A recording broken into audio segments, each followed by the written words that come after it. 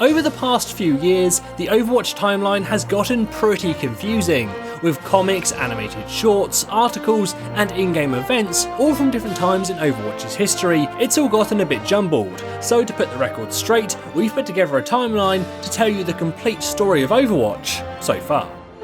I have been called. I must answer. Always. Everything starts with the Omnic Corporation, the company that first built the Omnics using their AI-controlled factories called Omniums. To begin with, things went really well and they established Omniums all around the world, and Omnics became a part of everyday life for humanity. However, the Omniums began to break down, and as a result, Omnica's profits also collapsed. The company was dissolved and its Omniums were shut down.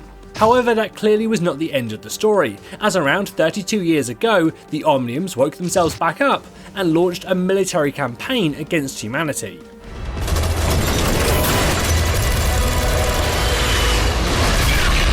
It still remains unknown what caused the AI and factories to come back online and start a war, but they began to build new and more powerful Omnics designed purely for killing, including the E-45 siege automatrons, otherwise known as Bastion units. The war began in Russia, but soon spread around the world. It would later become known as the Omnic Crisis. The war raged for many years, with each country trying to defend its nation in its own way.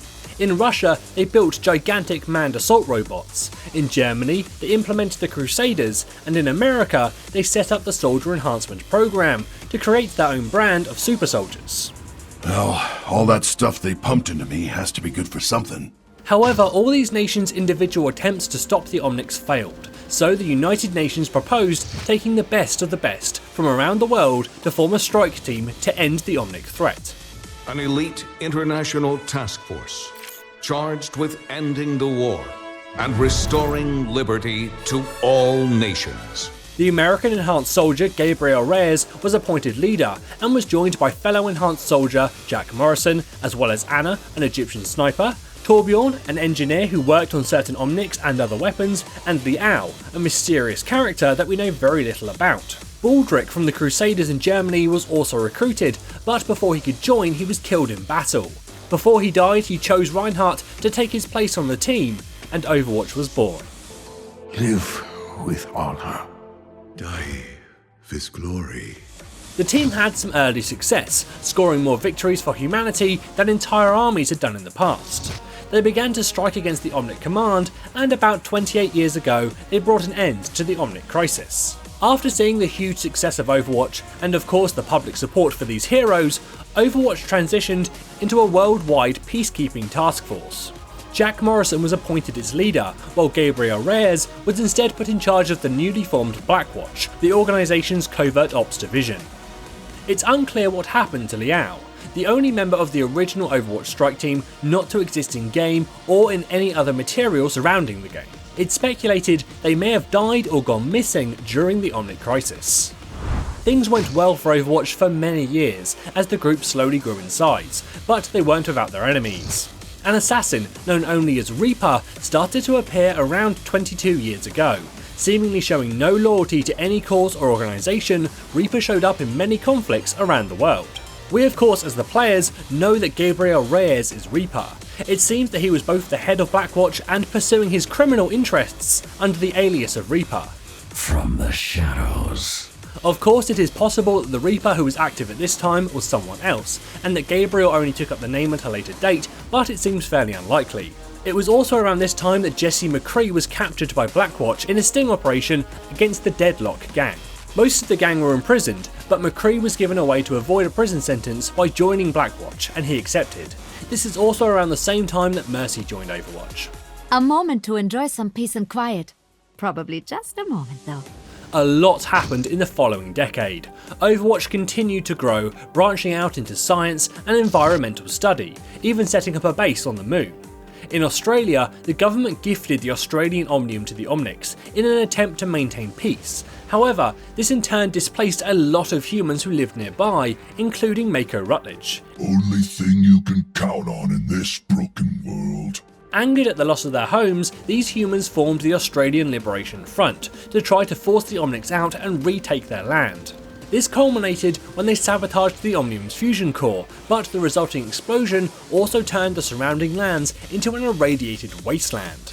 As Mako watched his homeland destroyed by his own doing, he was also transformed, both in body and mind, and would later become known as Roadhog. His co-conspirator, Roadhog, is a remorseless killer who hides his face behind a mask. In Germany, a single Bastion unit reawoke. A decade on from the battle it once fought in, its programming was altered, and the machine felt a need to explore the natural world around it. A number of Omnics also established a monastery in the Himalayan mountains. Led by Mondata, they would become known the world over for their efforts to bring humanity and the Omnics closer together. One of those monks was Zenyatta, but sometime in this decade he left the monastery to travel the world. If only human and Omnic could learn to live in peace here. Lastly, towards the end of the decade, an environmental disaster hit the Overwatch Echo Point in Antarctica and forced all the staff, including May, into cryostasis. Come on, May. Cryo chamber time. Already? An hour ago. At this point in time, Overwatch had been operating for around 30 years and had become a gigantic organisation. However, recently, allegations of corruption and illegal activity have been levelled against them. The existence of Blackwatch has become public knowledge, and they lost contact with the Horizon base on the moon after the genetically altered gorillas attacked the scientists. And the doctors, my friends, they were all gone. A terrorist group known only as Talon has also grown much more powerful, even killing the Overwatch agent in charge of operations against them. They did this by brainwashing his wife, Amelie, into killing him before returning to Talon, who would continue her brainwashing and treatments that would eventually turn her into Widowmaker. Step into my parlor, said the spider to the fly. In Japan, the head of the Shimada crime family died. His eldest son, Hanzo, is set to take up his mantle, but gets into a fight with his younger brother Genji when he refuses to get in line and join the family business. Genji is left for dead by Hanzo, but he is found by Overwatch. Mercy manages to save his life, and in turn, Genji joins Blackwatch to assist in missions against his old family. Tracer also joined Overwatch around this time, but was involved in an accident when the experimental plane she was flying vanished. It was months later that she reappeared, but continued to vanish and reappear at random intervals. Overwatch's scientists failed to find a way to ground her in the present day. However, Winston, who had recently escaped the Horizon base and landed on Earth, invented the Chrono Accelerator to stabilise Tracer in the present and also allow her some control over her time travel. And I could speed it up and slow it down at will. My career as a pilot was over, but my life as an Overwatch agent had begun. Over these 2 years, things got progressively worse for Overwatch, until the point that Director Petrus was appointed to oversee operations and try to fix the problems within the organisation. More and more accusations against Overwatch hit the newsstands, in particular involving the Blackwatch division, linking them to gun running, torture, kidnapping and assassination. The public began to turn on Overwatch, and countries began to ban them from operating on their soil. Protests broke out. They said that we were the problem, and people called for my head. This became a major issue in London around 9 years ago, when the Omnic extremist group Null Sector kidnapped the monk Mondata, London's mayor, and 100 people. However, even with this happening, the UK Prime Minister denied Overwatch permission to operate on British soil, to the frustration of Jack Morrison. In the end, Jack ignores the Prime Minister's instructions as well as phone calls from Director Petrus and sends his team to the UK anyway, where they're successful in defeating Null Sector. We're on the brink of open war. Hundreds are dead and thousands injured. Team, it's up to you. However, in the following year, Overwatch has very few victories. Winston does successfully defeat a Talon leader known as Doomfist, who is captured and imprisoned, but many of the other missions do not go as well. Anna Amari is believed killed in action by Widowmaker during a hostage rescue mission. Although she did in fact survive, she continued to let everyone believe she was dead for many years. I thought perhaps that was for the best. Then some incident in Venice caused a massive investigation into Blackwatch, and in the process, it was revealed that Gabriel Reyes had secretly recruited Moira into the organisation, a scientist with a very dark reputation. We delved deeper into those areas forbidden by law, by morality, and by fear.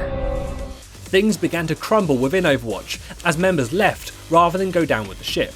Eventually, Jack Morrison and Gabriel Reyes clashed in a fight at their Swiss headquarters. Specifics about the fight are still unconfirmed, but during the battle, an explosion destroyed the building and both men were believed dead. Shortly after, the UN officially disbanded what remained of Overwatch with the Petrus Act.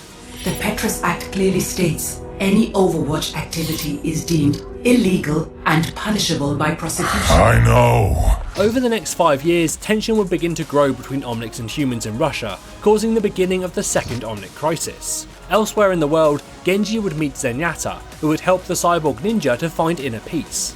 A vigilante known only as Soldier 76 would emerge, who we know to be Jack Morrison. Reaper would also continue to appear in conflicts around the world, meaning that both Jack and Gabriel survived the blast, although this is not known by the public in the Overwatch universe. Haven't I killed you somewhere before? Reinhardt would embark on a quest around Europe to help people, and d.va would continue her reign as a pro StarCraft player before eventually being inducted into the South Korea Mecha program to protect her country from a giant Omnic. Blizzard games? That's so old school!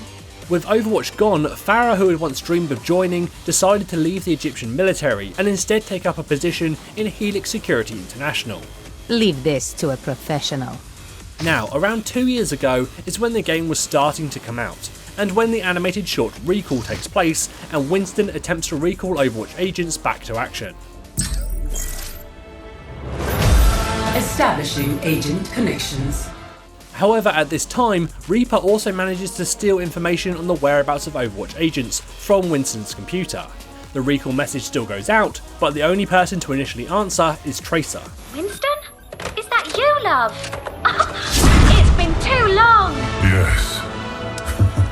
Yes, it has. Elsewhere in the world, May is released from cryostasis in Antarctica. She finally manages to escape the broken base and ventures out into the world after receiving Winston's recall message. Rise and shine, Snowball! We're on our way! 2 of the other animated shorts also take place around this time. Alive in London, where Widowmaker assassinates the monk Mondata, and Dragons in Japan, where Hanzo and Genji come face to face for the first time since they last fought, and Hanzo believed he had killed Genji.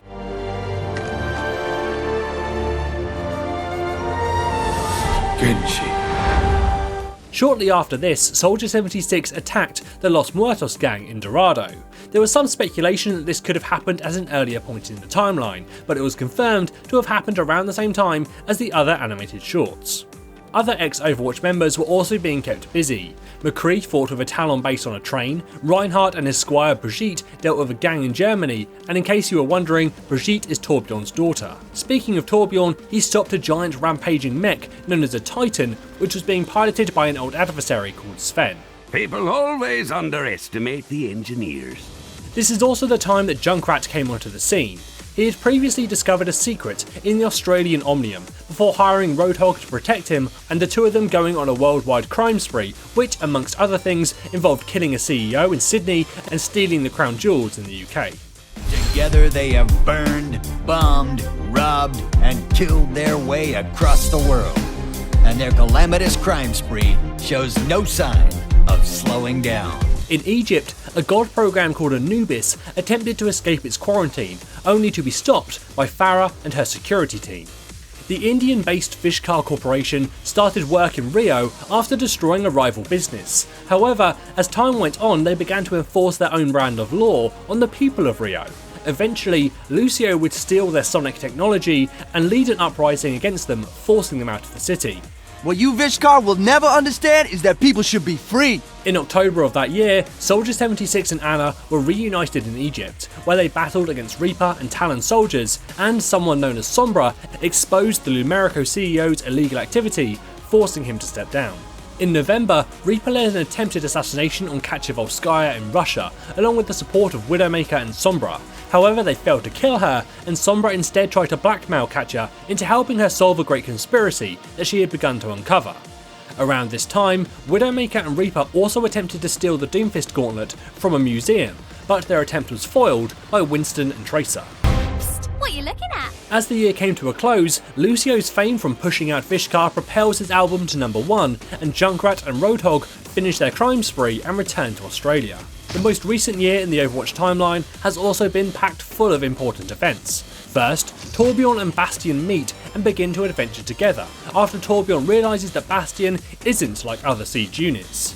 Following on from the events in Russia with Sombra, Kachavolskaya recruits Zarya to assist her in tracking down the hacker. Zarya ventures out into the world before eventually tracking down Sombra with the help of an Omnic hacker called Lynx. However, Sombra reveals to Zarya that Katya is dealing with her Omnic enemies. In turn, Zarya would return to the battle that continues to rage between the humans and Omnics in Russia. We also found out that the Lumerico CEO has taken back his position within the business. Later in the year, Doomfist escaped from prison, reclaimed his gauntlet, and destroyed some Omnics in Numbani that were sent to stop him. I haven't even started. He then rejoins the Talon Council alongside Reaper, Moira, Sanjay, a Vishkar employee, and an Omnic called Maximilian. A young girl called Effie saw the destruction Doomfist caused in Numbani and purchased some of the broken parts of the Omnics. She created a modified version of the Omnics with its own AI called Orissa to help protect the people of Numbani against future threats from Doomfist or anyone else. I made you to be strong and brave. You still have a lot to learn. And you'll probably mess up sometimes. But I know you'll become the hero we need. Junkrat and Roadhog are thrown out of Junkertown and banned from entering by the leader of the Junkers, known as the Queen. Well, that's a fine how do you do. And then towards the end of the year, Reinhardt decided to answer Winston's call and rejoin Overwatch. I must answer. Always. That brings you completely up to date with the present day in the Overwatch universe, that lines up with the start of January 2018 for us in the real world. Where do you think the story will go from here? Make sure to subscribe for future lore updates and speculation for Overwatch. As always, this is James for Curse, saying thanks for watching, and enjoy the game.